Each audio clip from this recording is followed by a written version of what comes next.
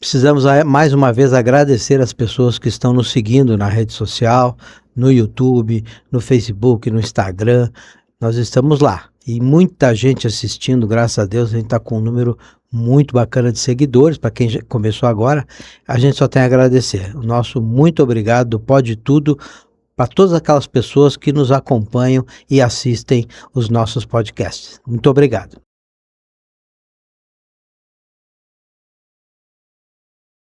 Estamos começando mais um Pode Tudo, nosso podcast aqui de Taquaritinga, e hoje com a visita de uma pessoa mais do que especial. Alguém que ajuda muito Taquaritinga e veio fazer uma visita para a nossa cidade hoje, que é o deputado Jorge Caruso. Deputado, em primeiro lugar, muito obrigado pela presença, estar aqui no nosso podcast. Essa é a quarta edição que a gente faz. Pô, bacana, Vanderlei. Começamos agora, né? Obrigado pela gentileza, pelo E a gente convite. fazia questão de lhe chamar aqui, aproveitar que o senhor está na cidade. Pois não. Deputado, o senhor está no MDB desde 1985. Está no seu 7º mandato consecutivo. O que fez aquele jovem advogado deixar do direito e ir para a política e ficar por mais de décadas? Quando eu completei, acho que 20 anos, eu me filiei ao MDB. Estou há 40 anos no MDB. E porque a gente tinha uma tradição em São Paulo. Meu pai sempre foi ligado à política. A gente era ligado à Sociedade de Amigos de Bairros, né? Entidades, enfim. E meu pai veio de uma tradição política, foi vereador em São Paulo. E depois eu saí candidato a deputado estadual. Nunca mudei de partido. E graças a Deus vim tendo êxito ao longo dos anos, né? E agora, em especial, depois de tantos anos, a gente vai formando amigos, né? Ao longo do interior todo, né? E até pela posição nossa no partido, como hoje, como secretário-geral do partido, já vice-presidente na época do Quércia. Quando o Quércia faleceu, eu assumi provisoriamente, aí elegemos o Baleia presidente do partido, eu assumi a secretaria-geral. Hoje eu sou o presidente nacional de ética do MDB. Então nós temos uma tradição partidária muito forte e essa questão partidária me possibilitou conhecer muitas e muitas cidades e muitos companheiros do MDB, entre as quais os amigos aqui de Taquaritinga. Durante esses 7 mandatos aí, tem alguma coisa que marcou, algum projeto especial que o senhor tenha feito e Né? que vem à memória, assim, Sabe que não no dá para primeiro esquecer? mandato nós tínhamos um problema. Quando criaram os radares fotográficos que passaram a multar, isso a gente está falando do ano de 2000, 2001. Quando você recebia uma multa, você não tinha como saber se era tua ou não. Eles mandavam lá a foto. Aliás, eles não mandavam a foto, eles mandavam a infração. E na época a gente entrou com um projeto com base no Código de Defesa do Consumidor que para o Estado cobrar ele tinha que provar que eu sou o infrator. Era o Mais que contrário, justo. o Estado multava, a Prefeitura multava e você tinha que correr atrás para tentar provar o O contrário. ônus da prova deve ser do Estado. Deve ser de quem cobra, né? Aí nós aprovamos a obrigatoriedade da foto na intimação. E gozada, rapaz, o projeto foi aprovado e o Estado, na época, entrou com uma ação pedindo a inconstitucionalidade, dizendo que aquilo era competência apenas de Brasília, do Denatran. E eu tive o privilégio de ter um editorial no Estadão, no Jornal Estado de São Paulo, falando bem da lei. Claro que isso, para eu, de primeiro mandato, então claro que foi um privilégio muito grande isso. E em São Paulo a gente tinha a prefeita Marta Suplicy na época.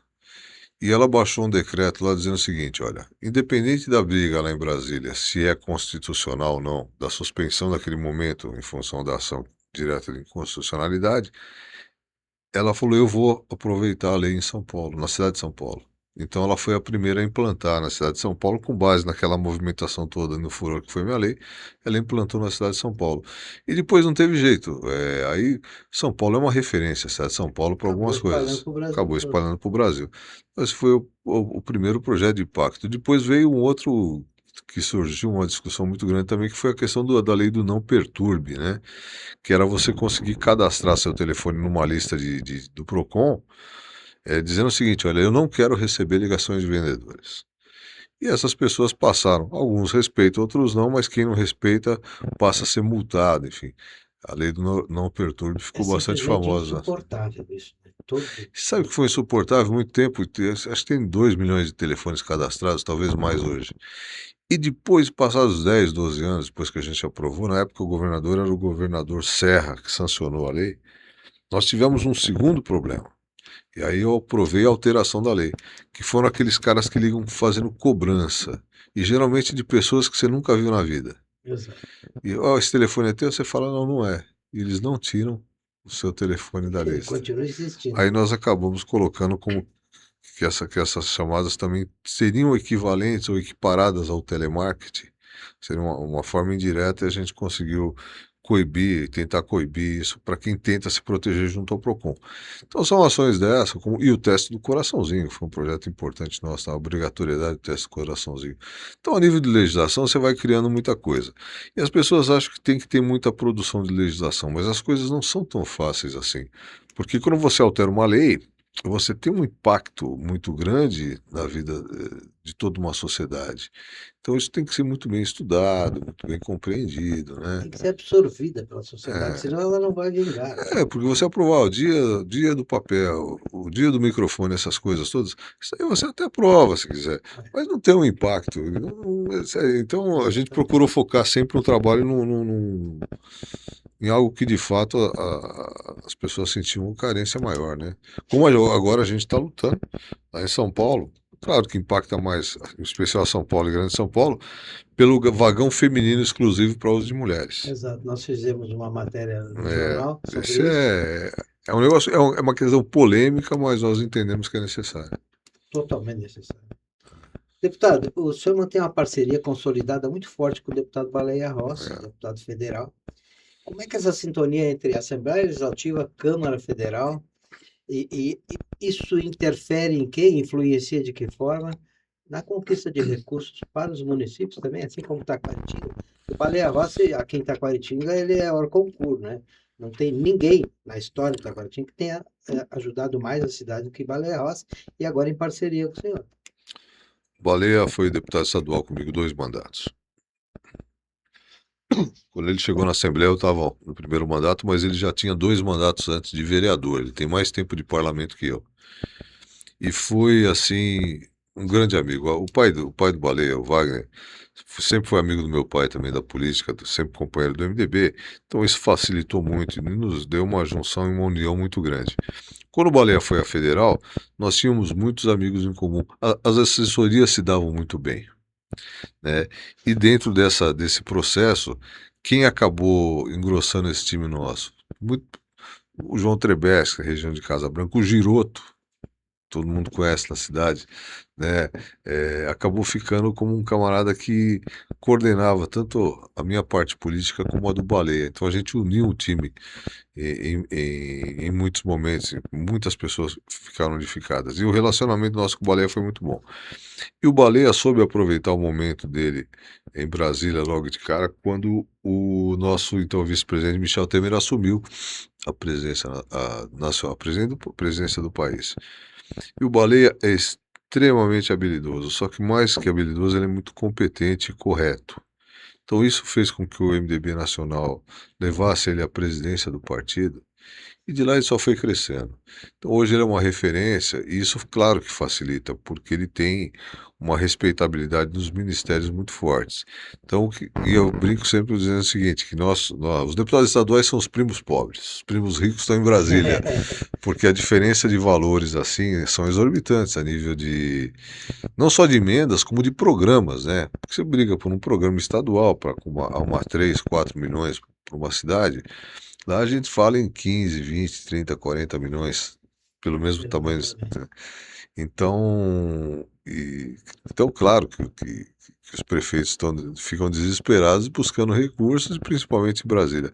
E o Baleia faz isso com uma maestria muito grande, né? Um grande parceiro. Eu falo, é tudo nosso, né? A gente acaba unindo e eu acabo sendo é, privilegiado por essa questão dele conseguir colocar mais recursos. Mas ambos dizem que trabalham igual, a gente trabalha muito em todos os Exatamente. casos. Taquaritinga é uma Né? cidade que tem uma arrecadação muito baixa, né? É, Então ela depende diretamente de do apoio emendas. do deputado. As pessoas às vezes não compreendem que o senhor trouxe uma emenda e aí fala em milhões, milhões, mas às vezes o deputado não é só a emenda parlamentar, ele tem a influência, ele intercede junto ao governador, vai lá, bate É. na porta do governador, bate na porta do presidente ou dos ministérios, que é o caso do Baleia, né? Para conseguir recursos. Então, muitos recursos não vêm através de emenda parlamentar, mas vêm através de uma articulação política, que a gente sabe que se não tiver essa articulação, acaba indo o recurso para outro município, né? A emenda parlamentar é o menor dos volumes de dinheiro que um município recebe. O grosso de dinheiro dos municípios vem dos convênios firmados, dos programas que o governo estadual e o governo federal têm, e de ações esporádicas. Às vezes você consegue uma verba extra, um equipamento extra. Mas o grande forte que os prefeitos devem buscar são sempre os programas que o governo tem. Só que você tem que entender que tem pessoas, tem cidades que estão preparadas, tem cidades que não estão preparadas. Então, eu falo o seguinte: toda vez que um prefeito ganha eleição, a primeira coisa que ele precisa investir é contratar uma pessoa para colocar na frente do computador e só dar uma função para ele. Ficar olhando só o site do governo do estado e do governo federal. Não precisa fazer mais nada. Porque ali ele vai acompanhar. Abrir o programa para cadastrar, cadastra a cidade. Tá, ele não pode perder prazo, tem que cadastrar, você tem que estar habilitado e você tem que ter projetos, Alguém ideias, técnico, né, que algum técnico. conheça aquilo lá, porque é meio enrolado, não é qualquer um Não, que você põe lá que você tem que vai. ter o pessoal técnico para criar o projeto. E você tem que ter uma pessoa para ficar de olho. Abriu, porra, cadê o projeto que tem aqui? Tá esse? Vamos cadastrar. Então você cadastrando, você está na fila, você está na briga. Aí você tem um político competente por trás, como o Baleia, por exemplo, você Vai consegue lá e interfere para que isso brigar realmente para que isso de aconteça. fato aconteça, né? Acho Exatamente. que essa é a essência nessa questão. Claro, questão de legislação e projetos é uma coisa. A questão de busca de recursos para um município, uma região é outra questão. Mas para esse fato é fundamental que a prefeitura esteja equipada com pessoas competentes e que a gente tenha um político competente por É trás. ótimo. A gente sabe assim do carinho que o senhor tem pela cidade, até por tudo É. que vem de emendas, né? E juntamente com o Baleia, a gente pode somar aí a mais de 60 Não, milhões cara, que veio até hoje entre s- Baleia e Caruso. são muitos amigos aqui, né? O É, Tato Nunes, o Augusto Nunes, o Nicolas, o Giroto, o Dimas, Dimas Ramalho. Dimas Dimas, Ramalho, uma sabe que o figura. Dimas foi quem me recebeu na Assembleia Legislativa. Lembro que o meu primeiro dia na Assembleia, quando eu cheguei, tinha tomado posse e tal. Aí o Dimas falou: Carlos, a primeira coisa que você chega, me levou lá no plenário, me explicar como é que eu assinava a presença, onde é que eu assinava o livro para ficar É um inscrito pro. gentleman, né? É um gentleman, é um gentleman. E foi um professor meu lá. É que se eu Maravilha. falo que ele foi o professor, ele vai falar que eu tô falando que ele tá muito velho, entendeu? Então ele foi um irmãozão lá, melhor que o professor. É, Entre os recursos que o senhor conseguiu para Tacaretinga, tem aquelas 70 casas do da casa CDHU, né? CDHU. O Aquilo Baleia lá. conseguiu 70 a nível a nível federal, Nós também temos 70 algumas federais, moradias. federal e outra É, estadual. é. Então essa parceria é muito boa. E o senhor tem ajudado bastante também os hospitais, na Santa Santa Casa, Casa, Hospital o de Olhos. O Hospital de Hospital de Olhos. Olhos vai totalizar o total desses últimos 2, 3 anos, 500 mil. Santa Casa, são números, eu não costumo guardar muito, não, deixo o pessoal divulgar aí. Quem ajuda de coração não É, fica cobrando você depois, não vai né? juntando, né? 100 em um ano, aí ó, segundo semestre deu mais 100. Quando você vai fazer a conta, você fala, pô, mandei bastante dinheiro, graças a Deus. Na verdade, assim, nós estamos quase chegando ao final, né, deputado? Nós podíamos ficar aqui até amanhã, mas É, o senhor tem vários compromissos de agenda, né? O senhor acompanha de perto as lideranças jovens de várias cidades. E aqui a gente tem também o Nicolas, né, que é uma liderança, Nicolas. o próprio Gilson Giroto, O Neto, né? próprio Benja, E o próprio Benja. que que é uma jovem liderança, assim, que com muita vontade de fazer a diferença, de trabalhar. Isso é bacana, porque me permite, por um minuto eu quero dizer o seguinte: as pessoas têm que entender, tem muita gente, a maior parte da população talvez não goste de política. Mas quando você tem um buraco na rua, quando você tem uma reforma de uma escola, quando você tem uma ampliação de uma praça ou a construção de um novo centro esportivo, tudo isso passa pela política. Nenhuma transformação, nenhuma reforma vai acontecer se não for através da política. Então a política é necessária. Tem pessoas boas preparadas e tem pessoas que talvez não estejam tão preparadas. Por isso que nós temos eleições a cada 4 anos, para você separar o joio do trigo. Mas o que a gente pede para a população é para olhar com carinho as eleições e os seus candidatos, porque tem muita gente boa trabalhando. E talvez tenha muita gente, muita tranqueira também. Mas isso não é um privilégio da política, isso é dentro de uma família, dentro de um trabalho, dentro de uma escola, tem gente boa e gente ruim. E a população precisa dessas pessoas que buscam fazer a diferença. E não é só deputado, não é só vereador, prefeito, governador, é o líder da sociedade de amigos de bairro, sabe? É aquele cara que está lá, que ouviu a sua dor e foi reclamar com alguém. Todas essas pessoas, cada uma tem sua importância. Então, da importância da política, é as pessoas atentarem um pouco para isso. Eu lembro que o Papa uma vez perguntaram para ele, né, como que a gente podia fazer para melhorar a política, e o jovem que estava perguntando, ele disse: entre para a política. Entre para A a política política. precisa de pessoas É, boas. Se as pessoas boas não entrarem, vão ficar só os não, ruins. e a gente fica E eles que vão feliz. nos governar, né? Não, como líder partidário, como cidadão, eu fico feliz quando eu vejo um Nicolas, quando eu vejo um Beja, discutindo os problemas do município.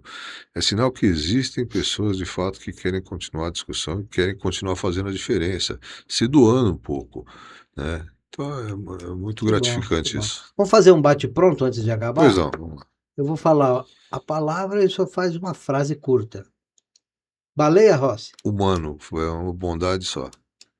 MDB, Minha essência. família, Isso é o fundamental. política. Já falou, né? Falei, Taquaritinga. Taquaritinga, é, meu novo amor. Ah, que beleza. O pessoal me conduziu a isso. Então, deputado, a gente está Ah, chegando ao final e eu queria que você deixasse uma mensagem para a cidade, Bom, agradecer as pessoas que estão nos assistindo no é, YouTube, nas redes sociais. A gente está crescendo o número aham. de pessoas que assistem, então a gente precisa agradecer também. E eu queria deixar, que o senhor deixasse a sua mensagem para a cidade, para Taquaritinga, para que as pessoas conheçam melhor quem é Jorge Caruso. Olha, eu só quero agradecer.